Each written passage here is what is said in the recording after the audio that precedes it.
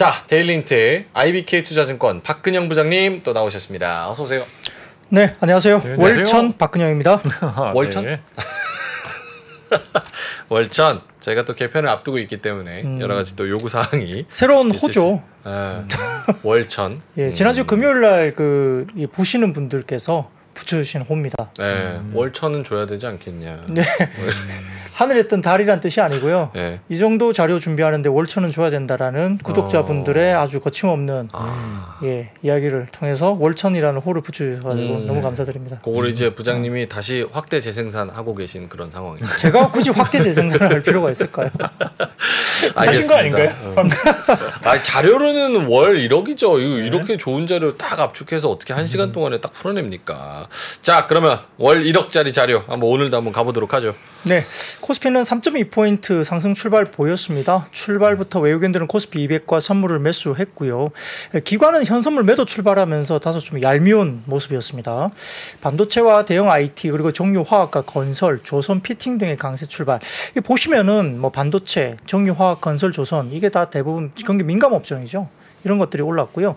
로봇과 2차전지 셀 업종 그리고 2차전지 장비주 그리고 스마트 팩토리와 백화점, 터치패널 등의 테마가 강세였습니다. 다만 2차전지 양극재 업체는 낙폭이 확대되는데 특히 에코프로가 그룹주가 별로 좋지는 않았죠. 10시를 지나면서 외국인 선물 순매도 전환했고요. 주가지수 선물이 상승폭이 축소됐습니다. 2560포인트까지 밀리던 코스피가 11시를 지나면서 다시 외국인 선물 재차 순매수 전환으로 다시 또 반등을 줬기 때문에 마이너스권 갔다가 이제 다시 올라왔거든요. 그래서 좀 의미 있는 모습이 보였고요. 삼성전자 이틀 연속 상승세를 보이긴 했지만 뭐 거의 강보합이었습니다. 크게 의미는 없었고요. 삼성전자로 또 수급은 쏠리기도 했습니다. 뭐 삼성전자뿐만 아니라 삼성전자 우선주 중심으로 외국인들이 일단 수급이 쏠렸고요. 종목 간 온도차도 컸죠. 사우디 8월 원유 수출은 2021년 3월 이후 최저치 그리고 중국 부양책도 더해지면서 유가가 7일 연속 상승세 보였습니다. 이 부분이 이제 정유나 이런 쪽에 영향을 미쳤다 볼 수 있겠고요. 코스닥은 로봇과 소프트웨어 제어하고는 대부분 업종이 하락했고 특히 2차전지 양극재 소재주, 뭐 에코프로 그룹주 그리고 이제 반도체 중소형주들이 일부 뭐 차익 실현이 좀 나오기도 했습니다. 수급적인 측면에서 최근 외국인들의 순매수 전환은 긍정적이긴 합니다. 오늘 같은 경우는 코스피 200과 선물을 대부분 샀기 때문에 좀 뭐 의미 있는 매수가 들어왔다 볼 수 있겠고요. 예. 다만 아직까지는 자금 유입의 상당 부분은 좀 삼성전자에 좀 제한된 부분도 여전히 있습니다. 최근 상대적으로 부진했던 2차전지 셀 밸류체인, 그러니까 SDI하고 그다음에 LG NA솔루션 이쪽으로 강세를 보이면서 오늘 코스피 상승 주도도 했고요. 반면 이제 코스피 같은 경우는 8월 초 장중 고점인 2668포인트, 그 8월 중순 저점인 2482포인트, 이 고점과 저점의 50% 되돌림 수준이 2575포인트거든요. 여기서 계속 장중에 저항을 받았습니다만 종가 기준으로는 코스피 2584포인트로 돌파 마감을 했기 때문에 뭐 괜찮은, 그러니까 지수로 따지면 괜찮은 모습이었어요. 외국인들은 코스피 전기전자와 철강, 화학 등 대부분 업종 매수했고요. 코스닥은 금융과 기계 장비를 매수했습니다. 기관은 코스피에서 화학과 유통, 금융을 매수했고 코스닥에서는 제약주 일부 매수가 들어왔는데요. 아시아 증시도 대체로 강세였는데 특히 부동산 위기 우려가 한층 완화되면서 홍콩 항생 지수가 2% 중반 그리고 항생 부동산 지수는 4% 중반 급등을 보였습니다. 중국의 벽개원 이슈 완화가 긍정적인 요인인데 회사채 7천억 상환을 3년 연장했다는 소식이 들렸습니다. 안정을 찾은 겁니다. 네. 중국 증시 상승하면서 환율에도 영향을 미쳤고요. 원달러 환율은 상승 출발하긴 했지만 중화권 증시 개장과 함께 하락 전환했고 그 폭은 다만 제한적이었지만 뭐 아까 보니까 오후에 1318원 정도 수준에서 왔다 갔다 하더라고요. 네.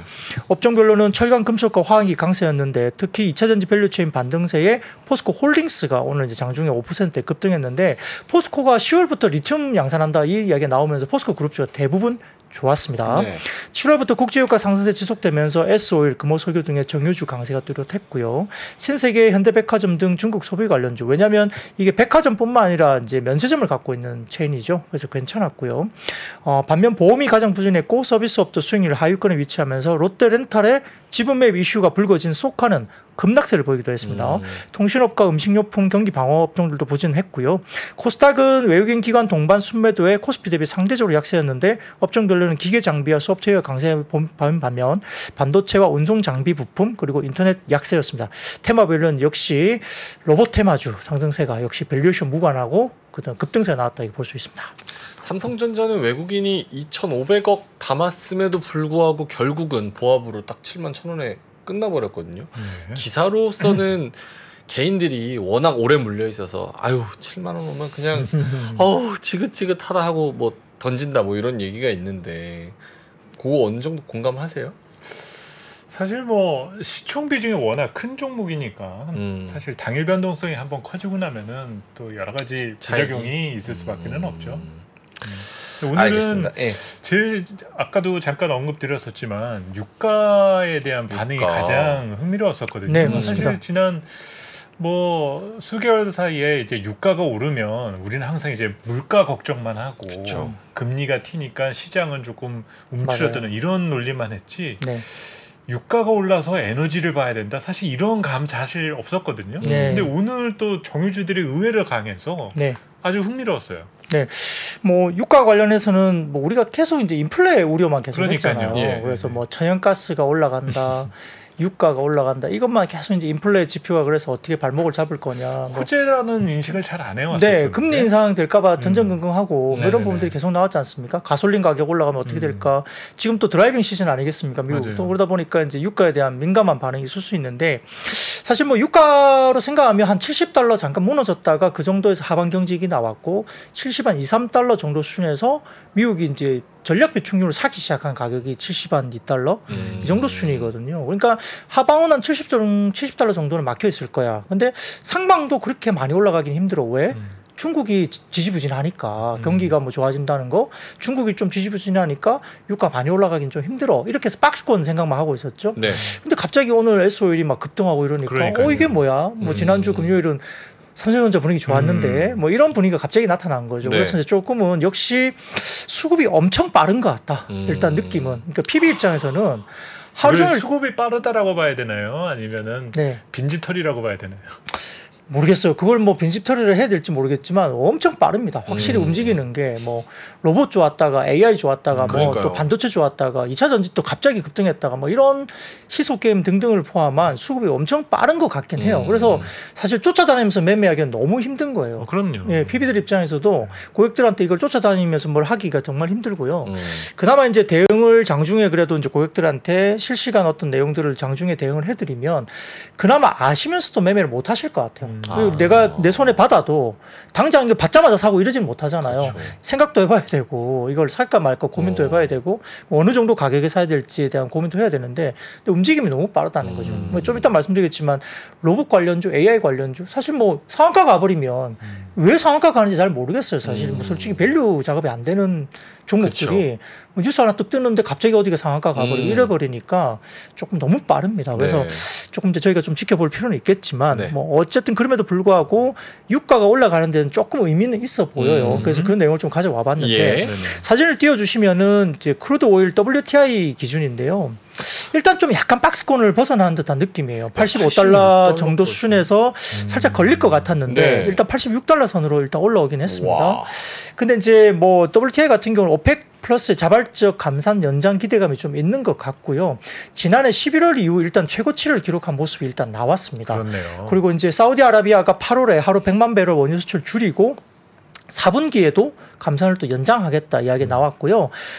트로이 빈센트 DTN 수석 시장 애널리스트라고 사람이 있는데 이 사람이 24년을 향해서 재고가 점차 부족해질 것이다 전망을 또 냈다고 합니다. 그래서 일부 이제 S오일이나 이런 관련주들이 좀 주가가 많이 올랐는데 실제 WTI 같은 경우는 유가가 작년 11월 이후 최고치 경신을 한 겁니다. 네.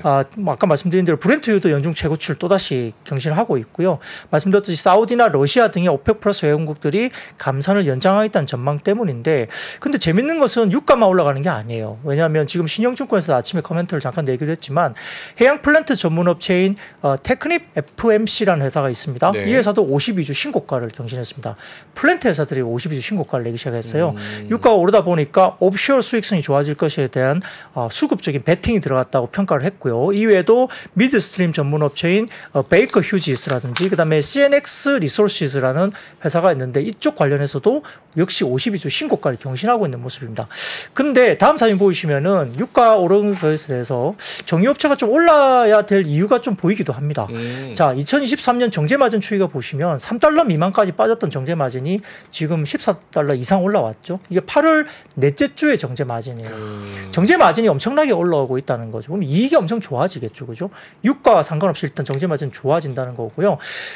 지금 연초 정제마진이 어디까지 올라갔었냐면 뭐 어쨌든 뭐 굉장히 많이 올라왔던 때 지난 4월 보시면 3달러도 깨졌고 5월 달에 한 8.2달러 이제 급락했지 않습니까? 근데 이게 하절기 수요 증가라든지 공급 차질 겹치면서 아까 말씀드린 대로 8월에 뭐 14달러 왔지만 지금 최근 보니까 거의 20달러 이상 나오는 것 같아요. 정제 마진이. 그러다 보니까 일단 상반기에 정제 마진 하락기 업황 피크아웃 문의가 되게 많았다고 하는데 실질적으로 타이트한 수급 때문에 굉장히 정제 마진이 치솟고 있다는 것 때문에 정유주들의 실적이 굉장히 좋을 거라는 이제 분석이 나옵니다. 더구나 이제 삼성증권에서 이야기하기를 글로벌 재고도 지금 지속적으로 하락하고 있고 현 시점에서 가솔린이나 등경유 재고도 엄청 낮다라고 이야기를 했습니다. 사진을 좀 띄워주시면 글로벌 가솔린 재고 추이와 글로벌 디젤 등유 재고 추이인데 여기 보시면 2016년 이후 최저치까지 지금 재고가 빠졌습니다. 가솔린과 디젤 등유 재고입니다. 굉장히 많이 빠져 있거든요. 그러니까 디젤하고 등유 재고는 2009년 이후에 최저치까지 도달했다고 합니다. 그러니까 이 재고 수준이 너무 낮기 때문에 가격의 상방이 조금 열려있는 듯한 분석을 하기 시작합니다. 그래서 7월 이후에도 아시아나 유럽 재고 하락세가 전제 마진의 상승을 견인하고 있는 것으로 삼성증권에서는 최근에 분석 자료가 8월 말쯤에 자료가 나오기도 했습니다. 더군다나 이제 뭐 이건 약간 좀 뭐라 그럴까 그 기관 입장에서는 그럴 수밖에 없다고 생각이 드는데 어쨌든 주요 3대 기관인 EIA, 그다음에 IEA, 그다음에 OPEC 이 세 개 기관은 뭐 가격에 대해서 긍정적으로 자기네들 굉장히 공격적으로 말을 할 수밖에 없는 기관이잖아요. 그러니까 이 세 개 기관은 또 수요 전망을 상향 조정했습니다. 네. 그런 분위기인데 뭐 이것보다는 역시 경기 둔화 우려보다는 역시 뭐 항공료 등의 뭐 회복되지 못한 수요 개선도 계속 나오고 있다는 건데 다음 사진 보시면 삼성증권에서 나온 자료인데요. 사진 보시면 글로벌 항공유 수요 전망인데 23년 2분기 정도부터 좀 튀기 시작해요. 그죠? 전체적으로 지금 630만 배럴까지 2분기 튀었습니다. 지난 1분기에 560만 배럴, 지난 4분기에 520만 배럴이었는데 630만 배럴로 튀기 시작했고 3분기 넘어가면서 600만 배럴 중후반으로 다 넘어옵니다. 그죠? 그렇네요. 추세로 보시면. 그러니까 확실히 항공유 수요 전망도 좀 많이 올라온다고 보는 것 같아요. 이건 뭐 예. 코로나 전 수준하고 비교하면 여전히 부족한 거. 뭐 그럴 수 있죠. 예, 그럴 수 있는데 최근 들어서는 어쨌든 지금 2020년 3분기 정도 놓고 보더라도 한 2배 이상 지금 항공유 수요도 증가하고 있고 최근에 외신 기사가 제가 기억이 나는데 항공유의 가격이 최근에 급등하면서 네. 중국 관광객들이 해외에 나가는 것으로 오히려 발목을 잡을 수 있다는 외신 기사가 나올 정도였어요. 최근에 항공유가 일단 올라가는 부분이 확실히 있어 보입니다. 네. 그러다 보니까 이런 것들도 수요가 이제 일단 올라오고 있기 때문에 정제 마진에 대한 긍정적인 이유가 될 수 있다는 겁니다. 그래서 삼성증권에서는 등경유 중심의 동전기 수요 성수기가 만약에 또 진입을 한다면 정제 마진은 추가 강세가 전망되기도 한다라고 삼성증권에서 분석 자료를 일단 내기도 했습니다. 그래서 이런 부분들이 수요 공급의 일부 변화가 마진 강세를 이야기하고 있다 이게 보는 것 같고요. 프리뷰로 본다면 삼성증권에서는 9월까지 유가 정제 마진 유지가 될 경우에는 3분기 실적에서 SK이노베이션이 3분기 실적 컨센서스가 영업이익이 6,700억 정도 되거든요. 네. 그리고 S-오일도 4,900억 정도가 컨센인데 이 컨센을 삼성증권에서는 지금 분위기라면 대폭 상회할 가능성이 굉장히 크다라고 전망하기도 했습니다. 물론 이제 SK이노베이션은 2차 전지 관련된 쪽에 흑자 전환 이런 것들도 이슈가 있겠지만 S-오일만 놓고 본다면 4,900억 정도의 추정 영업이익을 대폭 상회한다는 것은 좀 의미가 있을 수 있다. 주가도 꽤 빠졌었어요. 7만 원대 정도까지 빠졌기 때문에 상당히 좀 빠진 상태에서 뭐 여러 가지 부분에서는 이게 정제 마진이 이렇게 막 회복이 되고 올라오다 보니까 좀 말씀드린 대로 이제 뭐 관심이 없었던 섹터였죠. 누가 뭐 유가 관련해 갖고 정유주 산 적이 있나요? 최근에 거의 관심 없었죠. 빠지기만 하면 2차 전지 샀는데. 그러니까 이런 것들이 약간 시각이 달라지면서. 근데 오늘 보면 석유화학도 올랐어요. 철강 올랐어요. 네.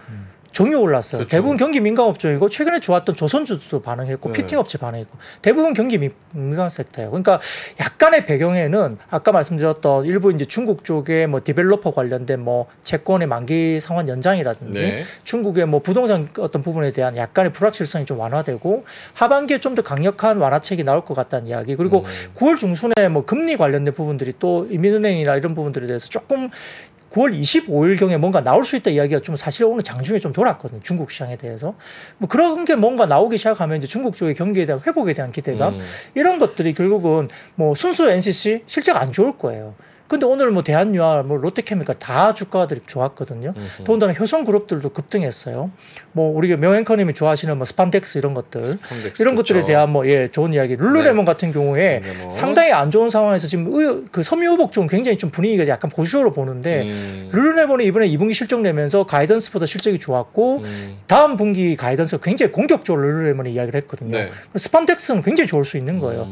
스페셜티 이런 쪽은 굉장히 좋을 수 있습니다. 그러다 보니까 효성그룹이 상당히 눈에 띄기 시작했고요. 그다음에 최근에 이야기되는 게 화학업종 중에서 뭐가 있냐면 에폭시가 굉장히 중요해요. 에폭시. 그 다른 뭐 순수 NCC보다는 에폭시를 보자인데 네. 이게 도료 이런 것들 우리가 뭐 페인트 쪽 이쪽은 전반적으로 주택에 대한 이슈는 별로 이제 사그라들었지만 선박이나 자동차 쪽의 도료는 엄청나게 좋다 하고 있고요. 영업이익률이 지금 해외 쪽에 에폭시 관련 주식들이 영업이익률이 뭐 16% 20%씩만 나와요. OPM이. 그러니까 엄청나게 높게 영업이익이 나온다는 것은 네. 지금 에폭시 쪽은 굉장히 좋다는 거거든요. 그래서 뭐 국도화학이라든지 이런 종목들이 거론되고 그러니까 약간의 그 화학 쪽에서도 약간 스페셜티 쪽이나 이쪽도 괜찮고 중국 쪽에서 경기에 대한 이슈가 굉장히 완화되거나 뭐가 좋아지면 경기 민감주들이 움직일 수 있다는 생각들을 조금 한 것 같아요, 오늘은. 그러면서 이제 좀 아까 말씀드렸던 정유, 화학, 철강, 조선 이런 것들이 오늘 대부분 다 견조하게 좋았다 종목들이 이런 것들이 좀 보이고 아까 말씀드렸던 정제 마진이 좋아지니까 순수 이제 우리가 정제 뭐 정유주로 볼 수 있는 S-오일이 뭐 6% 뭐 이렇게 막 올라가는 것들이 네. 보일 수 있다. 좀 저는 그렇게 봤거든요. 근데 이게 연속성이 있을까 부분은 또 다른 이야기예요. 그걸 여쭤보려고 그랬어요. 네. 그게 제일 중요하죠. 네네. 그러니까 주도 섹터로 갈 수 있냐 부분은 또 다른 이야기 같아요. 시장은 아직까지도 정유주를 주도 섹터로 본다는 이야기는 아직은 없어요. 어떤 애널리스트들도. 그러니까 그런 게 없기 때문에 역시 반도체가 다시 움직일 것인가 또 조정받았던 에코프롭이 움직일 것인가 그거는 또 봐야 되는 것 같아요. 예, 그렇습니다. 약간 뭐 침체니 아니니 막 이런 얘기 나오는데 시클리컬 막 이렇게 움직이는 거 보면 스토리가 이거 어떻게 되는 거야? 약간 그런 그렇죠. 생각도 많이 하고. 알겠습니다. 그래서 화학 쪽 그리고 뭐 정유 쪽 이런 것도 상승세를 보였다는 거. 아까 피팅 말씀하셔가지고 그 얘기 좀만 더 해주신다면 피팅 업체 수익성이 레벨업 될 것이다라는 기대감에 관련주가 또 올라갔습니까? 네, 그렇습니다. 뭐 오늘이 만약에 화요일이라면 이제 리포트를 쓰신 하이투자증권의 이상원 부장님이 또 설명을 해주실 것 같은데 이상원 부장님이 리포트를 쓰신 게 있더라고. 그래서 가져와봤는데 사진을 띄워주시면은 이제 LNG 밸류체인 관련해서 이제 이렇게 뭐 친절하게 설명을 해놔주셨더라고요. 옵쇼어와 온쇼어에서 해가지고 관련된 부분에서 이제 이렇게 순서대로 이렇게 가면 LNG 밸류 체인이 이제 이렇게 네모나게 점선으로 네모나게 된 쪽에 LNG 밸류 체인에 이제 뭔가 관계가 있는 걸로 이렇게 사진을 도식화해서 이렇게 좀 이렇게 해놨습니다. 그래서 이런 걸 그냥 감안해서 그냥 참고만 좀 해보시면 될 것 같고요. 그래서 LNG나 해양 플랜트 수주 확대로 피팅 업체 수익성이 당연히 레벨업이 된다. 그러니까 유가가 좋아지면 해양 플랜트 발주가 또 많아질 수 있습니다. 그런 것들뿐만 아니라 미국과 카타르 등에서 LNG 플랜트 투자 확대도 당연히 많아질 수 있는 상황이고요. 지속적으로 유가 상승이나 에너지 안보 때문에 해양 플랜트 발주 확대로 피팅 업체 좋아진다. 분석 자료를 냈습니다. 그래서 지난해 원자재 상승 등이 제품 가격에 반영되는 구간으로 또 평가를 하이투자증권에서는 했고요. 네. 제품 믹스 변화가 또 가능하기 때문에 수요 증가를 통해서 매출 상승뿐만 아니라 실적 개선도 가속화시킬 수 있다라고 사실 분석을 하긴 했습니다. 그래서 성광밴드나 태강, 화이로코리아 등등 한국선제 등등 이 관련된 종목이 올랐는데 다음 사진은 보여주시면 미국의 연도별 천연가스 수출량 추이인데요. 네. 2000년, 뭐 21년, 22년 계속적으로 올라왔죠. 사실은 이 천연가스 수출은 굉장히 유럽 쪽으로 많이 팔았어요. 그러니까 우크라이나하고 러시아하고 전쟁이 일어나면서 이제 러시아나 뭐 이쪽에서 우크라이나 쪽에서 이제 유럽 쪽에서 많이 가져가던 것을 야, 니네 그거 가져가지 말고 미국 거 사. 근데 되게 비싸요. 왜냐면 이제 배로 실어 나르야 되니까 엄청 멀죠. 근데 러시아 거 사자니 좀 뭐가 안 되는 거예요. 뭐 노드스트림 어쩌고저쩌고 하면서 뭐에 난리가 나니까. 그래서 미국은 사실은 굉장히 이때는 땡큐했을 거예요. 전쟁이 일어난 김에 이제 자원 팔아먹는 거죠. 그래서 뭐 해안 항만에 뭐 LNG 관련된 뭐 시설을 구축한다 어쩐다 말들이 많았고 그러니까 그때 무슨 강관 업체들이 막 급등하고 이랬잖아요. 그쵸. 그런 것들이 해안가에 뭔가 만든다 이래가지고 그건 좋았는데 아무튼 미국은 엄청나게 연도별 천연가스 수출을 많이 하고 있어요. 그럼 뭐 완전히 꿀 빨고 있는 거죠. 전쟁 때문에. 그래서 LNG 관련된 수출 금액이 많아지는 거고요. 그 뒤에 보시면은 다음 사진 보시면 표를 보여주시면 미국의 LNG 프로젝트 계약 현황입니다. 보시면은 뭐 회사별로 쭉 통해서 프로젝트가 뭐가 있고 그다음에 제일 오른쪽 보시면 이제 그 연도나 분기가 나와 있어요. 23년 뭐 분기 아니면 24년 뭐 이런 것들이 있는데 이거는 어떤 거죠? 프로젝트 계약 현황이라고 합니다. 미국의 미국의 LNG 프로젝트 계약 현황. 그러니까 상당히 활발하게 LNG 관련된 프로젝트가 많이 있다는 걸 표로 구체적으로 어떤 프로젝트가 어떻게 있고 캐패시티가 어느 정도인지를 이제 각각 나타낸 거예요. 그러니까 이런 것들을 포함해서 일단 그 프리포트 항구 그때 막 뭐 이야기하면서 네. 수출 물량 많아진다. 근데 중간에 뭐 화재가 나가지고 몇 달 동안 뭐 수출을 못 한다. 그래서 수출을 못 하니까 미국 내 재고가 쌓이니까 미국 LNG는 빠지고 유럽 쪽 LNG는 급등하고 막 그런 것들이 막 시장에 이야기가 됐거든요. 근데 최근에는 좀 약간 안정을 찾는 것 같고 유럽도 재고 축적을 뭐 많이 했기 때문에 네. 천연가스 관련된 재고가 좀 많아지면서 겨울로 오긴 오지만 그렇게 급등하지는 않거든요. 그래서 하향 안정화되어 있는데 어떤 미국 쪽의 LNG 프로젝트가 상당히 활발하게 이루어지고 있다는 걸 할주증권에서 이렇게 분석 자료를 냈고 이거에 따라서 역시 이제 이렇게 되면 피팅 업체 좋아진다 이야기를 하는 건데요. 이건 작년에 이미 한번 싹 쓸고 갔던 그렇죠. 테마예요. 피팅 업체 좋아지고 뭐 어쨌든 뭐 유가 좋아지면 해양 플랜트 좋아지고 피팅 업체 좋아지고 관광 업체 같이 좋아지고 뭐 이런 것들이 다 한번 돌아갔기 때문에 네. 그런 것들이 다시 한번 리바이벌 되면서 오늘 또 주가들이 뭐 같이 이런 것들이 좀 움직였다 이렇게 볼 수도 있습니다. 그 러시아 우크라이나 때문에 그 밸브 잠갔을 때 사실은 유럽이 엄청 고생할 것이라고 생각했는데 의외로 날씨가 따뜻해가지고 좋게 지나갔잖아요. 근데 지금 벌써 9월인데 시간 엄청 빨리 지나니까 곧 있으면은 또 그런 무슨 뭐 가스 대란 뭐 이런 얘기가 나오지 않을까 이런 생각도 들고. 그렇죠. 항상 뭐 자원에 대한 이슈가 늘 이제 민감할 수밖에 없습니다. 네. 그게 이제 결국 인플레를 자극하는 요인이었기 때문에 뭐 굉장히 민감한데, 근데 재고 수준을 많이 올려놓은 것 같아요. 미국에서 엄청나게 많이 가져갔다고 들리고 있고요. 그래서 뭐 그런 것들이 올해는 뭐 작년처럼 그렇게 막 무방비하게 막 가격이 급등하는 이러지는 않을 것 같긴 한데. 그래도 뭐 어쨌든 자원이라는 것은 상당히 좀 요즘에는 너무 이제 어떤 뭐 설탕도 이제는 뭐 수출하지 마라 이런 이야기 나올 정도로 이제 우리 걸 아끼면서 우리가 써야 된다 뭐 이런 것들이 되게 많이 생기고 있잖아요. 그래서 이런 것들 되게 민감하게 반응할 수밖에 없기 때문에 그래서 저도 매일 이제 아침에 유럽 쪽의 천연가스 가격하고 미국 천연가스 가격을 매일 제가 체크하거든요, 아침에. 네. 저희 고객들한테 매일 공유를 해요. 그래서 근데 양쪽이 다르게 움직이는 날이 되게 많아요. 어떨 때는 유럽이 막 급등하고 어떨 때는 뭐 미국이 막 확 빠지고 뭐 이런 것도 있는데 네. 그런 것들 계속 체크하면서 움직임을 좀 동향을 좀 봐야 될 것 같고요. 하반기에는 어쨌든 올 겨울이 또 이제 어떻게 이런 천연가스 등을 포함한 어떤 여러 가지 원자재들이 어떻게 움직일지 좀 지켜볼 필요가 있겠습니다. 알겠습니다. 자, 저희도 뭐 지난주에 요거를 전해드렸었는데 과도한 하락이다라는 네. 분석에 전력기기가 또 올랐습니다. 네, 뭐 지난 금요일 날 방송 때 제가 이미 한번 말씀을 드렸었죠. 네. 뭐 8월 지표 때문에 주가 급락했고 최근에 주가가 꽤 많이 올랐기 때문에 핑계 삼아 좀 빠졌다 이렇게 말씀드렸는데요. 역시 신한투자증권에서 그와 관련된 코멘트를 냈어요. 다울투자증권도 마찬가지입니다. 전력기기 변압기 관련된 좀 다소 과도한 하락에 대한 코멘트를 오늘 내기도 했습니다. 뭐 전력기기 업체의 주가 급락은 뭐 주가 변동이 현대일렉트릭은 뭐 10% 넘게 빠졌고 효성중공업도 7% 넘게, LS일렉트릭도 4% 넘게 빠졌는데 일단 연초 이후에 현대일렉트릭 같은 경우는 48.5% 상승했고요. 효성중공업은 138%나 급등했고 네. LS일렉트론은 68% 급등했습니다. 그러다 보니까 주가 상승에 대한 다소 좀 피로감이 있는 상태에서 수출 부진 우려가 이제 지표상으로 좀 그랬다 이야기 됐죠. 그래서 지난 금요일 날 방송을 한 번 더 보시면 나오겠지만 제가 그때 데이터를 드렸었는데 월별 수출입 데이터 부진 영향입니다. 8월 잠정 수출 데이터에서 특히 대형 변압기가 소형 변압기가 아니라 대형 변압기가 2,400만 달러, 전년비 15.8% 하락했습니다. 그래서 이게 때문에 지표가 빡 빠지니까 이것 때문에 이제 좀 빌미가 됐는데 이 소형 변압기는 별 문제가 크게 없었어요. 그래서 1월부터 이제 7월 수출이 6,300만 달러로 전년비 64%나 급등했기 때문에 8월이 좀 안 좋을 수도 있었다는 말을 할 수 있었습니다.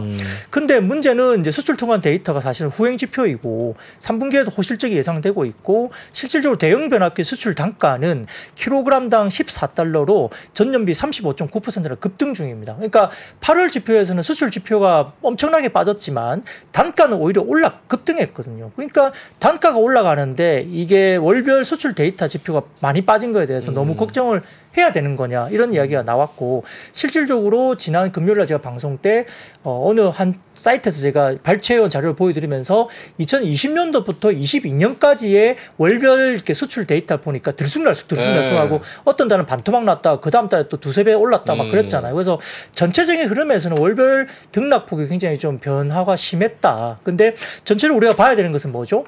이 수주 잔고예요, 수주 잔고. 이걸 좀 보자라고 말씀드렸고 단가가 안 빠지면 이게 꼭 급락할 이유로 우리가 볼 이유는 크게 없다라고 지난주 금요일에 말씀드린 것 같습니다. 그래서 다음 사진 보여주시면 띄워주세요. 초대형 변압기 수출 데이터인데 이 부분이 모닝 미팅 노트와 브레인 앤 바디 리서치를 같이 이제 발췌해서 제가 가져온 건데 네. 그 플랫폼에서 발췌했습니다. 초대형 변압기 수출 데이터 보시면은 7월하고 8월 위에 보시면 노랗게 표시가 되어 있는데 1일부터 10일까지 그 11일부터 20일까지 보시면은 8월 지표 보시면 11일부터 20일까지 엄청나게 빠져 있죠. 그죠? 그리고 20일부터 말일까지도 8월 달에 현저하게 빠져 있습니다. 그죠? 그 초대형 변압기 수출 데이터가 그래서 부러진 거예요. 지표상으로는. 예. 근데 소형 변압기 수출 보시면 수출 금액 엔드 단가를 보십시오. 소형 변압기 쪽은 수출에 8월에 올해 1월부터 보시면은 8월에 수출이 최고였죠. 수출 금액이. 그 단가도 보시면 월별로는 최고 아닙니까? 소형 변압기가. 그죠? 그러니까 볼륨은 줄었을 수도 있는데 단가는 그대로기 때문에 이게 어떤 이유에서 줄었을지는 좀 생각을 해봐야 되는 부분이다라고 지난주 금요일에 말씀을 해주셨죠. 아니요, 이거는 초대형 변압기는 수출 데이터상에서 전체 금액은 완전히 망가졌죠. 근데 이때 초대형 변압기는 여기는 안 나옵니다만 단가는 올랐어요. 단가 올랐죠. 그 밑에는 소형 변압기 수출이에요. 소형 변압기는 수출 금액도 좋았고요. 8월에는 대형 변압기하고 전혀 다르게. 그리고 단가도 굉장히 하이입니다. 그러니까 초대형 변압기와 소형 변압기가 이제 약간 간격이 있죠. 온도차가 있는데 그 8월 초대형 변압기 수출 데이터 빠지면서 그날 현대일렉트릭하고 효성중공업 등등 초대형 변압기 주가들이 급락했고 재룡전기가 소형 변압기 쪽에 속하는데 네. 빠졌다가 다 회복하는 모습을 보였거든요. 그래서 약간의 차이는 있었다는 거죠. 근데 문제는 그 다음 쪽 보시면 효성정호 미국 자회사 실적 수출 보세요. 밑에 보시면은 오른쪽 제일 밑에 보시면 수주잔고가 나오는데요. 노란색. 수주잔고 예. 올해 2분기 보시면 1조가 넘게 수주잔고가 있습니다. 이 분기별로 보시면 수주잔고 계속 올라가잖아요. 그죠? 분기별로 수주잔고가. 이게 효성중공업 미국 자회사 실적이거든요. 수주잔고가 보시면 2022년 1분기 보시면은 뭐 6,770 이렇게 나오지만 오른쪽 보시면 1조가 넘어가거든요. 네. 계속적으로 월간 보면은 수주잔고 계속 올라와요. 대부분 분위기가 올라옵니다. 그래서 잔고가 많이 올라오고 있기 때문에 실제로 보면 수출 단가가 역사상 최고치가 나왔고 각 기업별 수주잔고도 최고치고 네. 휴가 기간에 늘 수출 데이터가 안 좋았고 특히 현대중공업 그룹의 휴가가 8월 초부터 8월 중순까지 거의 2주 정도 휴가였대요. 휴가가 2주였다. 네, 그래서 수출 비중이 상대적으로 높았던 HD 현대일렉트릭이 수출이 많이 꺾일 것으로 이미 예상이 됐던 부분인데 역시 이제 그날 현대 일렉트릭이 되게 주가가 제일 많이 빠졌거든요. 그래서 이런 부분도 약간 좀 너무 이제 민감하게 반응한 거 아니냐 이야기가 나온 거고요. 아까 말씀드린 초대형 변압기 쪽에 특히 효성중공업은 네. 미국 법인의 정상화가 보이는데 하이코와 그다음에 셀젠테크 두 개 미국 법인을 합쳐서 작년 연간으로 509억의 적자가 나왔던 미국 법인입니다. 효성중공업이. 근데 실질적으로 올해 반기에 89억 적자로 크게 대폭 줄였고요. 네. 2분기 합산으로 턴어라운드가 나오고 있고 미국 법인 실적을 견인한 모습을 보인다는 거죠. 그래서 생각보다 효성중공업은 지금 캐파 증설을 다 해놨고 변압기 생산 능력을 현재 70대에서 160대까지 캐파 증설을 확대됐고요. 그래서 아마 수주잔고도 아까 말씀드렸던 1조를 처음으로 돌파하면서 매출도 확실히 늘어나고 있기 때문에 네.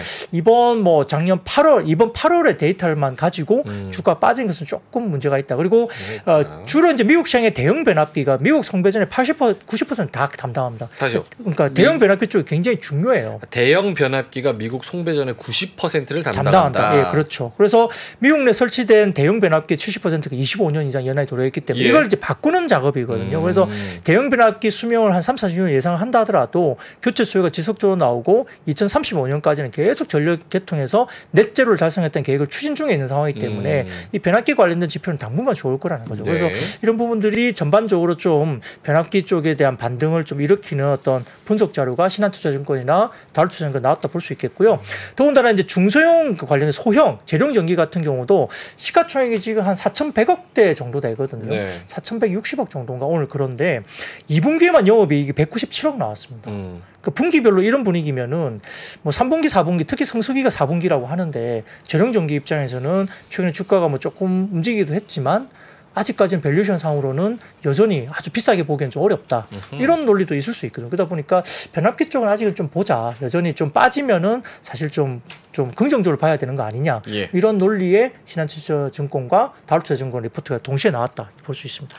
궁금한 게 그 수주잔고 뭐 1조 뭐 이렇게 방금 보여주셨던 것처럼 2차 전지 중에서도 수주잔고 100조다. 그래서 앞으로 그거 다 매출 먹는 거 생각하면 밸류에이션 땡겨와도 돼 하면서 4, 5년 거 막 땡겨오고 막 이런 경우가 있잖아요. 네. 수주잔고가 100% 나중엔 잡히나요? 그렇진 않죠. 계속 바뀌죠. 단가라든지 이런 거는 그러니까 계약 기간이라든지 전체 잔고를 두지 세부적으로 이제 인도되는 거라든지 하는 것들의 숫자들은 계속 바뀔 수밖에 없어요. 그럼 수주잔고가 이렇게 있다고 해서 그거를 100% 믿으면서 주가를 미리 땡겨오는 것도 굉장히 밸류가 잘못될 수 있다. 그렇죠. 맞아요. 수주잔고 100조. 네, 변수는 있죠. 뭐 계약에 대한 변경이나 변경 공시는 늘 나올 수 있으니까요. 뭐 제약바이오도 마찬가지고요. 뭐 계약을 했는데 뭐 계약 조건이 달라져서 금액적으로는 더 큰 공시도 꽤 많이 나오기도 하고요. CMO 같은 경우는. 그러니까 그거는 이제 상황에 따라 달라질 수 있다고 그럼 봅니다. 수주잔고가 얼마라 그래서 그거를 재료로 쓰는 건 그냥 그 순간에는 재료로 봐야 되는 거예요? 진짜 펀더멘털적으로. 근데 뭐 수주잔고가 뭐 들쑥날쑥하면서 뭐 1조 갔다가 갑자기 다음 달 6천억 빠졌다 이러진 않죠. 그렇죠. 흐름을 봐야 되죠. 흐름. 예. 산업의 특성이 있는 거니까. 알겠습니다. 그렇죠. 계약을 오늘 줬다 다음 날 뺐고 이러지는 않잖아요. 예, 그러니까 수주잔고의 흐름을 보는데 왔다 갔다는 하겠지만 어쨌든 전반적으로 올라가는 모습이 계단식으로 나오느냐. 네. 그럼 그 수주잔고는 크게 무너지지는 않거든요. 약간의 변수는 있을 수 있어도 단가라든지 뭐 일단 잔고의 뭐 계약의 해지라든지 이런 게 있을 수는 있지만 네. 뭐 한 곳만 하고 거래하는 건 아니잖아요. 워낙 많은 회사들과 수주를 쌓기 때문에 네. 그런 흐름을 보시는 게 좋다는 겁니다. 알겠습니다. 자, 요 얘기 굉장히 중요할 것 같은데 로봇. 네. 증권가에서 이제 하반기 첨단 로봇 산업 전략 1.0 정책 등 정부 정책 기대감이 있다라고 나오는데 최근 증권가라고 하면 이 증권가는 결국 KB증권이 가장 이제 로봇 관련돼서 진심이에요. 그러니까 KB증권은 로봇 리포트를 아주 진심으로 많이 씁니다. 그래서 그 하반기 첨단 로봇 산업 전략 1.0 정책에 대해서 굉장히 강조를 많이 하는데 뭐 이것도 있고요. 그다음에 이제 두산 로보틱스의 IPO 등의 이벤트도 남아 있습니다. 그리고 삼성, 한화, 두산 등의 뭐 대기업들이 로봇 산업 진출을 본격화한다 이야기가 나오고 있고 지난주에 삼성전자가 뭐 휴머노이드 로봇을 뭐 개발에 돌입했다는 소식이 전해지는데 저는 사실 AI 휴머노이드 로봇은 좀 감이 안 와요. AI 휴머노이드. 네, 뭐 이게 정말 언제 만들어질지. 뭐 두뇌가 또 어떻게 정말 그게 장착이 어떻게 될지 사실 저는 좀 감이 안 오거든요. 그 휴머노이드 2025년도에 정말 나오면 좀 끔찍하지 않습니까?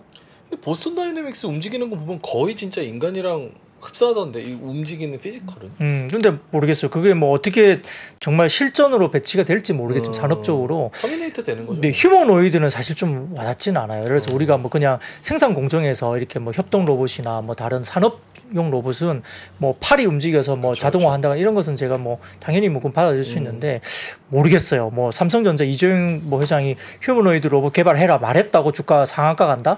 이게 좀 와닿지 않거든요. 실질적으로 그게 휴머노이드가 정말 우리가 말하는 휴머노이드 로봇은 진짜 뭐 터미네이터 정도는 돼야 되지 않을까요? 그 정도는 돼야 휴머노이드 로봇이 되겠죠. 그러니까 그게 정말 어떨지는 잘 모르겠습니다만 어쨌든 그런 뉴스 플레이에 최근에 이제 종목들이 움직인다는 거고요. 물론 이제 하나그룹도 협동 로봇 기업 하나로보틱스를 설립한다 이야기 나오고 있고 뭐 여러 가지 산업용 위주였던 협동 로봇 이용 범위를 뭐 푸드테크, 식품 기술, 전기차 충전을 서비스로 한다. 뭐 이야기는 되죠. 근데 그게 휴머노이드하고는 너무 좀 저는 괴리가 좀 크다고 봐요.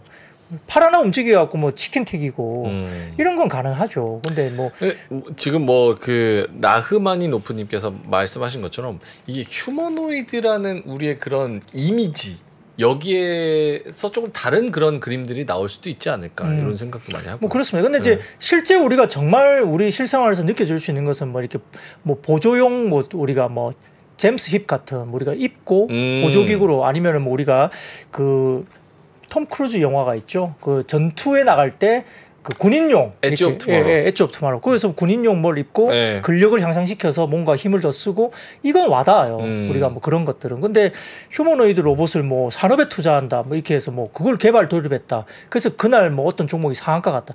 이게 좀 약간 이게 그 스토리가 그거 가지고 어떤 종목이 상한가 간다. 이게 조금 와닿지 않는 거죠. 테마성이 짙다라는 데 포인트가 있다는 그렇습니다. 거죠. 그래서 이제 저는 그런 느낌이 좀 드는데 근데 수급인 걸 어떻게 합니까? 수급인 걸 어떻게 할 수가 없는 거고요. 시장이 그렇습니다. 성격이. 그렇기 때문에 그게 이제 결국 그렇게 된다는 것은 제가 보기엔 주도 섹터가 없어서 그래요. 그러니까 어떤 산업이 정확하게 정의가 되고 그 산업에 대해서 성장에 대한 확실한 이야기가 있고 밸류가 되고 이런 것에 대한 주도 섹터가 오늘은 좀 부재했기 때문에 예. 테마성 종목들이 막 급반등하는 거죠. 움직이고 그게 최근에 이야기했던 초전도체나 뭐 여러 가지 것들이 많지 않습니까? 뭐 그런 것들이 결국은 주도 섹터가 없는 상태에서 테마성의 움직임들이 수급적인 흐름으로 움직임이 있다는 거죠. 물론 방향성은 맞아요. 로봇 쪽이 방향성은 많은데 그렇습니다. 그래서 다음 사진 하나 띄워주시면 재밌습니다. 네.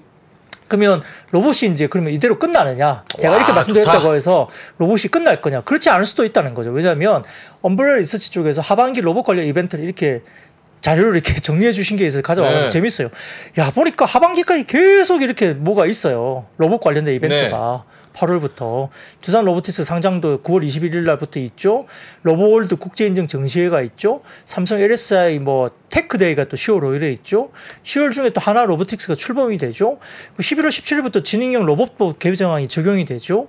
그다음에 11월 말에 동경 국제 로봇 박람회가 있죠. 그래도 발표 임박이 되고 있는 첨단 로봇 산업 전략 1.0이 발표 임박이 돼 있죠. 그 외에도 잼스입도 하반기에 출시 가능성이 있죠. 네이버가 또 세종 센터에 무인 로봇 도입을 한다. 서영시 자율주행 로봇 순찰 로봇 관련 시범 도입을 또 예시를 했다. 등등등 하반기에 로봇 관련된 이벤트가 되게 많습니다. 이런 이벤트를 가지고 주가들은 밸류에이션과 무관하게 움직임이 있을 수 있다고 또 볼 수도 있는 거죠. 그러니까 뭐 우리가 이제 사실 뭐 주식적인 입장에서는 뭐 그게 어쨌든 간에 내가 매매를 해서 수익 내는 게 뭐 최고일 수도 있습니다. 네. 근데 어쨌든 어떤 내용 때문에 움직이는지는 좀 봐야 될 것 같고요. 다만 말씀드렸듯이 이제 지금은 이건 밸류에이션 플레이는 절대 아니다라는 거고요. 그 이야기를 왜 말씀드리느냐. 자, 그 유한타증권에서 오늘 두산 로보틱스 관련된 IPO 사업 계획에 대한 정리를 좀 해놓으신 게 있더라고요. 그래서 네.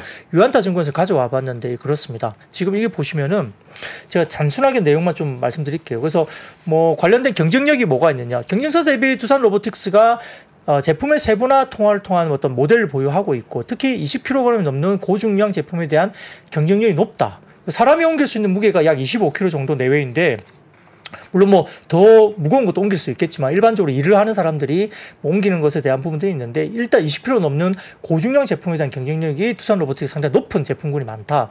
그리고 고중량 제품은 안정성과 알고리즘의 난이도가 상당히 높은데 두산 로보틱스가 잘한다는 거고요. 각 모델별 축별 사용되는 조인트 모듈을 공유하고 있고 제조 공정 간소화를 통해서 모듈 공유를 통해서 대규모 캐펙스 투자 없이 빠른 양산 체제가 구축이 가능한 특징이라는 거, 경쟁력이 있다는 거고요. 예. 그런다나 통합 제조를 통해서 규모의 경쟁 실현과 원가 절감을 할 수 있다. 규모의 경제로 제품 원가가 계속적으로 하락하고 있다는 거고 향후에 캐파를 현재 3,000대에서 10,000대로 상향시킬 계획이 있다. 그래서 투자 비용을 약 300억에서 400억 정도 투자를 할 것으로 보인다는 거고 글로벌 최고 수준의 안전 등급을 인증했는데 글로벌 1위 기업의 유니버셜과 인증과 안전성 등급의 격차가 2년 정도 차이를 보유하고 있다고 판단되고 있기 때문에 로봇 업체 가운데서 상당히 경쟁력을 가지고 있다는 거고요. 뭐 그리고 두산 메이트, 그러니까 두산 쪽에 여러 가지 부분에서 연결성을 가지고 있다. 그래서 네. 다양한 툴을 쉽게 연결할 수 있도록 소프트웨어 환경도 제공하고 있고, 그다음에 간단한 동작은 프로그래머 없이 사용자가 직접 로봇을 동작하면서 사전 동작을 설정 가능하다. 그리고 프로그래밍도 드래그 앤 드랍 등 기능으로 전문적인 지식 없이 손쉽게 로봇 제어 프로그래밍이 가능하다는 겁니다. 그래서 쭉쭉쭉 좋은 이야기 많이 썼어요. 네. 근데 두산 로보틱스의 영업이익은 2025년도부터 흑자 전환이 가능합니다. 작년에도 적자고 올해도 적자고 내년도 적자일 겁니다. 그 이야기를 했습니다. 매출은 잘 나는데 적자는 거예요? 아니면 볼륨 자체가 아예 적습니까? 매출 볼륨도 500억대입니다. 작년 기준이고요. 560억대였네. 500억대로 알고 있거든요. 한 500억 정도 될 겁니다. 매출 볼륨이. 그래서 로봇 산업이 지금 500억이 넘어가는 회사가 거의 없다는 거예요. 그런데 두산 로보틱스도 이렇게 글로벌리 잘하는 회사인데 여전히 적자이고 2024년도까지 계속적으로 영업이익이 적자라는 이야기거든요. 25년도부터 흑자 전환 기대를 한다라고 유한타증권에서 평가를 했습니다. 그러니까 IPO를 하는데 그러면 결국은 이 회사가 뭐 실질적으로 상장을 하면 한 2조 원대 이상은 뭐 가능하다고 봐요. 왜냐하면 레인보우 로보틱스가 3조 원을 넘겼었으니까요. 레인보우 로보틱스가 작년에 16억 영업이익을 냈어요. 16억 영업이익을 냈습니다. 많이 했네요. 네. 근데 그런 회사가 이제 3조 넘게 갔었으니까 그러면 뭐 두산 로보틱스는 뭐 왜 2, 3조 못 가? 이런 논리거든요. 근데 밸류로 따지면 지금 2차 전지보다 더 비싼 거잖아요. 레인보우 작년 매출이 136억 맞습니까, 이거? 네.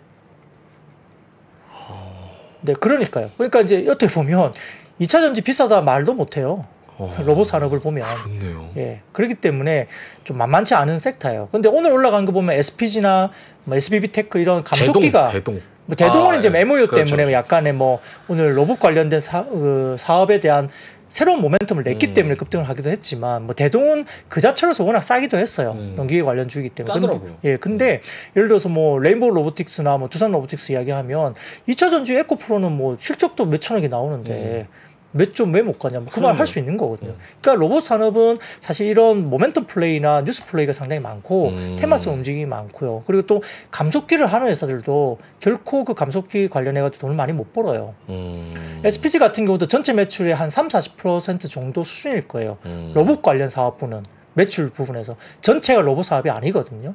그렇기 때문에 실질적으로 좀 밸류에이션 부분들은 로봇 산업이 결국은 여러 가지 뭐 밸류 부분은 역시 논의할 건 아니다. 근데 아까 말씀드렸던 모멘텀 플레이가 워낙 강하기 때문에 실질적으로 종목들 좀 많이 움직인다는 부분도 보실 수 있겠습니다. 근데 요거 두산 공모주는 관심 있으신 분들이 엄청 많더라고요. 그런 거 생각하면 당일 뭐 그것도 400%로 늘어났잖아요.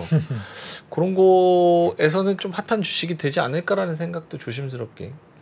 말을 아끼시겠죠? 네. 근데 요거를 조금 넓혀서 생각하면 사실 결국 로봇도 AI 두뇌 없으면 이거 무용지물이잖아요. 그렇게 생각하면 돌고 돌아서 다시 반도체, AI 이쪽으로 또 우리가 잘하는 걸로 또 가지 않을까 또 이런 생각. 그러니까 그게 파생되는 거죠. 로봇이 주가가 오르면 AI가 같이 올라요. 대부분 테마성들이. 왜냐하면 연계가 되니까. 그렇죠. 예, 그래서 뭐 그런 부분들은 사실 모르겠어요. 저희 사실 PB나 뭐 그 객장에서는 네. 저희들 뭐 관리하고 있는 고객들한테 이거 따라 사라고 말 못 하거든요. 못 하죠. 예, 그냥 약간 뭐 관심 있으시면 조금만 트레이딩 해보세요 정도 수준이지. 근데 이제 약간 그런 모멘텀이 있는 거 가지고 알려는 드리지만 저희가 뭐 이 주식을 뭐 굉장히 그렇죠. 뭐 지금 사야 된다 이렇게 말씀을 사실 드리긴 좀 어렵습니다. 근데 워낙 급등하니까 뭐 문의는 많이 있죠. 전 사장님 네. 로봇? 네? 아예 관심 없으신 것 같은데. 관심이 없는 건 아니고 지금 이제 우리는 시장의 특성이잖아요. 시장의 특성. 예, 그리고 무조건 이제 투자하는 데 있어서 자꾸 선을 긋기 시작을 하면 답이 없습니다, 사실은. 그래서 우리가 이제 이런 특히 순수 기초과학이라든지 이런 부분, 특히 이제 우리가 그 뭐 모빌리티 혁명 관련된 이슈가 처음에 등장했을 때 네. 중국이 저 뭐 UAM이라든지 드론이라든지 이런 것들에 대해서 공격적으로 막 투자를 하고 그랬을 때 사실 우리가 좀 그거를 좀 낮게 보는 경향들이 있었거든요. 근데 시간이 지나고 나서 보니까 중국이 가지고 있는 그 경쟁력이 엄청나게 강화되고 우리와 격차가 벌어진 부분들도 있잖아요. 그러니까 로봇이라고 하는 부분이 당장 체감하기는 어렵겠죠. 네. 근데 지금 또 준비를 안 해두면은 나중에 그 격차는 더 벌어진다는 거예요. 그렇기 때문에 사실 뭐 꿈을 먹고 살아야 하는 이런 주식시장 내에서 뭐 영원히 뭐 저간 거는 없다. 조금 그때는 저는 그런 부분이 좀 큰 것 같습니다. 근데 뭐 진짜 그래요. 그렇다고 해서 뭐 너 LGU 플러스 그렇게 수익 많이 나는데 LGU 플러스 갖고 있을래? 로봇 주식 살래? 이러면 로봇 사죠. 뭐 시장에서는 수익 내는 게 어쨌든 최선이잖아요. 와. 그렇죠. 그러니까 로봇 그렇네요. 뭐 예를 들어서 뭐 SKT나 KT 사가지고 1년 내내 그 자리에 있는 거 갖고 있을 거냐, 로봇이라도 얼마 사가지고 매매를 할 거냐, 그렇게 따지면 선택은 로봇으로 손은 갈 거예요. 투자자 입장에서는 그럴 수 있죠. 예, 예. 관점의 차이 뭐 이런 것들로. 알겠습니다. 자, AI 쪽으로 이어서 한번 스토리를 이야기를 해볼까요? 네, 역시 이제 아까 말씀드린 대로 로봇이 움직이면 AI도 연관적으로 같이 움직이기도 합니다. 그리고 오늘 언론에서 어떤 이야기가 나왔냐면 삼성전자가 내년 모든 가전제품에 빅스비를 활용한 생성형 AI 기능을 도입하겠다라고 오늘 발표를 했습니다.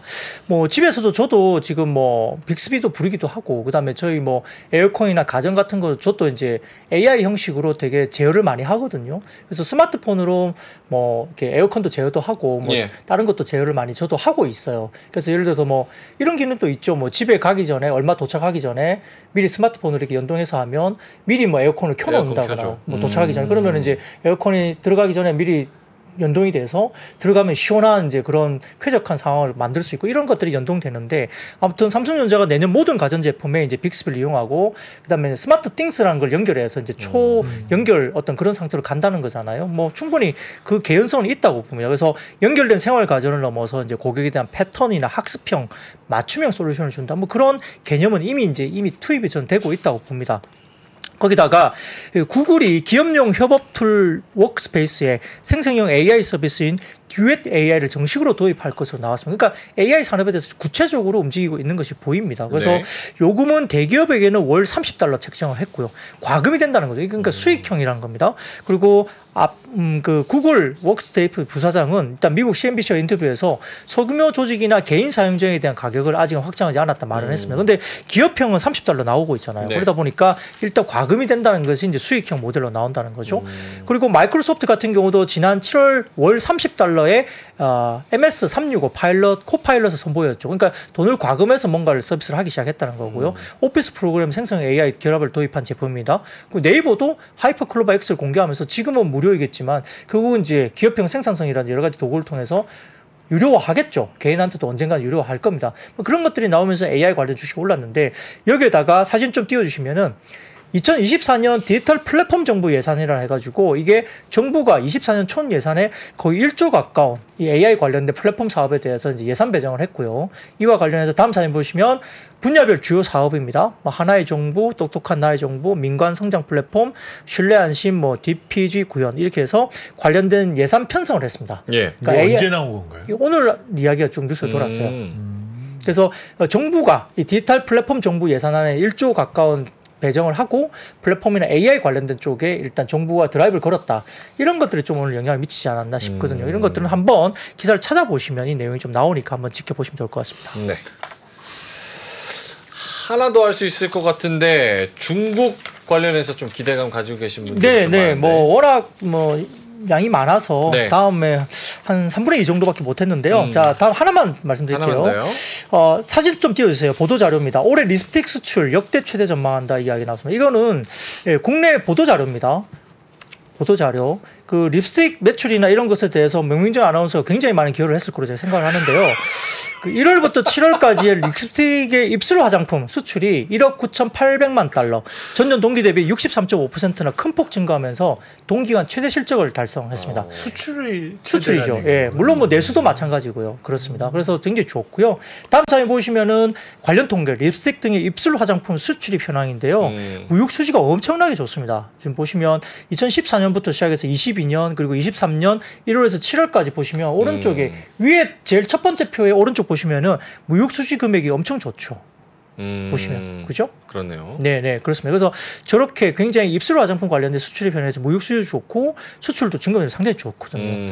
화장품류 수출입 현황도 굉장히 좋습니다. 그래서 이런 것들이 나오면서 결국 오늘 화장품이 전반적으로 좋지 않았지만 네. 이 색조 관련된 클리오가 굉장히 오늘 주가가 급등을 했습니다. 그래서 이제 물론 중소 브랜드들이 상당히 좋기도 했습니다만 네. 특히 색조 화장품에 대해서 립스틱 쪽 제품에 대한 수출입이 상당히 좋았다는 점에서 좀 두각을 나타냈고요. 역시 네. 하나증권에서 클리오 관련된 이야기를 했는데 3분기 실적을 연결 매출이 830억대 그리고 영업이익을 73억으로 전년비 60% 정도 성장한다 봤고요. 내수 비중이 62% 수출 비중이 38%인데 내수 비중에 대해서는 H&B 역시 올리브영을 통한 H&B라든지 그다음에 홈쇼핑 등이 성장을 주도했고 수출 비중도 보면은 대부분 다 미국과 동남아 쪽이 성장을 견인했고 네. 유럽과 일본 쪽도 성장이 더해질 것이다. 그래서 이런 부분 성장률이 미국은 49% 성장 그리고 동남아 같은 경우는 26% 성장 그리고 일본도 26%. 그러니까 중국을 제외한 다른 해외 쪽의 성장률이 엄청나게 잘 나오고 있다는 겁니다. 그리고 중국 수요는 이제 시작이다. 한국이 들어오니까 그런 것들 시작하면서 이야기 나왔고요. 한 가지만 더 말씀드릴게요. 다음 사진 보여주세요. 네. 이 사진이 다음 사진 이게 뭐냐면 중국의 본토 MZ세대 10명 중에 6명 관련된 여러 가지 MZ세대 관련된 설문조사입니다. 그 MZ세대 10명 중에 6명이 다음 여행에서 약 395만 원 이상 400만 원 정도를 지출할 여행이 있다는 이야기입니다. 지난 7월 글로벌 여행 플랫폼 클룩이라는 곳에서 실시해서 8월 말 공개한 트래블 펄스 여행 트렌드 설문조사인데요. 아태 지역 18세에서 40세 정도의 여행객 중에 이 지역의 MZ세대 여행자들 씀씀이에 대해서 이야기를 한 겁니다. MZ세대 씀씀이 이렇게 크고요. 여행 가서 한 400만 원 정도 쓸 수 있다 이야기를 한 것 같습니다. 그리고 그 사이에 10명 중에 9명 이상이 여행 중에 특별한 체험 등을 하려고 위해서 네. 비용에 투자할 의향이 있다고 되겠고요. 한국 여행객도 10명 중에 8명이 같은 대답을 했다고 합니다. 이 중에 비용이 아깝지 않은 체험이나 액티비티로 뭘 이야기했냐면 제일 큰 게 뭐냐면 마사지하고 온천입니다. 어허. 그리고 자연과 야외 액티비티, 테마파크 수는 넣었다 하거든요. 그래서 이런 부분들 때문에 뭐 최근에 이제 뭐 화장품도 좋지만 또 여러 가지 체험 액티비티 이런 것도 상당히 많이 하고 있고, 특히 마사지 이런 것도 되게 많이 하고 있고, 미용과 관련된 것을 이야기를 하는 거죠. 근데 네. 화장품만 사는 게 아니라는 거죠. 그래서 이런 부분도 잘 보시면은 우리가 이제 어떤 투자에 대한 아이디어를 얻을 수 있다 볼 수 있습니다. 기대감 좀 살아 있다는 거. 아까 말씀하신 거고 네. 좀 오해가 있을 수 있어서 저도 이제 방송하면서 메이크업을 하니까 제가 립스틱을 많이 쓴다는 개념으로 말씀해 주시죠. 저는 그런 이야기를 했는데. 네, 저도 그렇게 알았어요. 립밤 많이 쓰신다고 제가 말씀드린 겁니다. 채팅창은 오해가 있으실 것 같아요. 네. 뭐 다른 생각을 하셨나요? 식품 관련주 아닙니다, 저한테. 네, 또 화장품주입니다. 자, 그러면 시간이 다 돼서 우리 데일리인트 요 지금 자료는 더 안에 뭐 그래프랑 이런 것들이 있는데 시내 자료실에서 한번 받아보시고 네, 지금 네. 3분의 2 정도 했고 나머지 못한 게 철강, 그다음에 반도체. 그다음에 반도체는 자료가 엄청 많습니다. 그래서 한번 보시면 좋을 것 같고요.